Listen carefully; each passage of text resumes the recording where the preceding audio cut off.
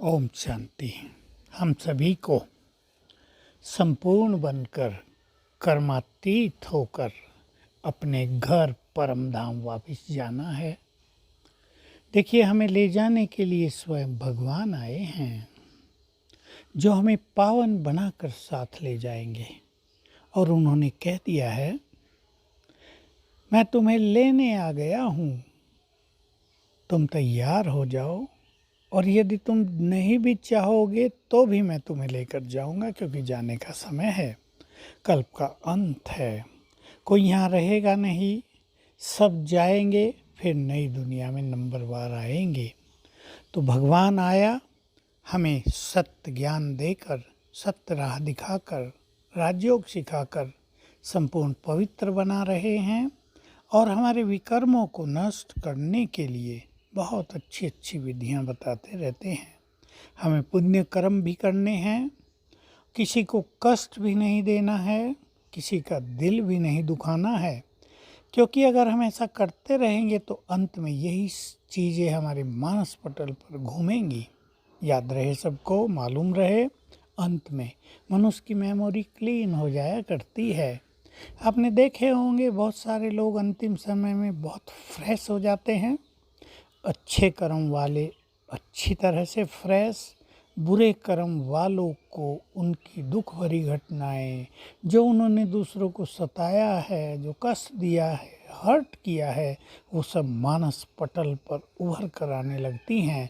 और उन्हें कष्ट होने लगता है, रिटर्न होने लगता है कई गुना होकर।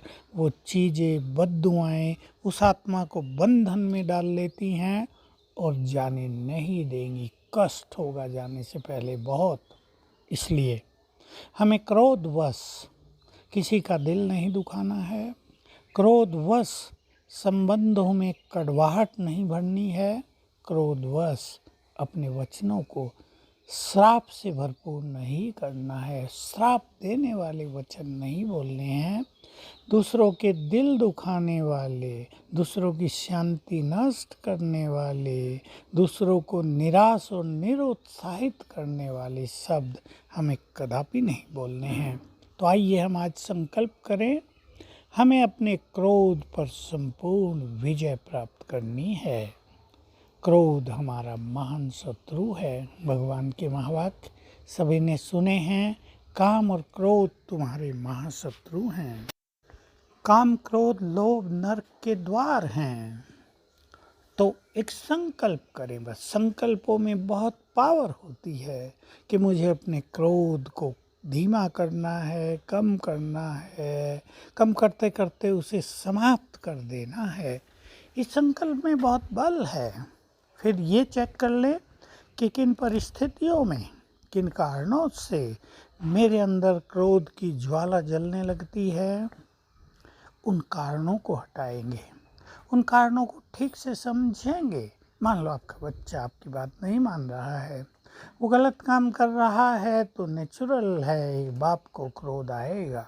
लेकिन आपने क्रोध कर के भी देख लिया बार बार, उसकी स्थिति बदलती नहीं, उसका चरित्र सुधरता नहीं है, तो अब आपको समझ लेना चाहिए आपका क्रोध उसको सुधार नहीं सकता। आपके प्रेम की शक्ति, आपके स्वमान की शक्ति ही उसका कल्याण कर सकती है। तो एक इस चीज़ पे ध्यान देंगे।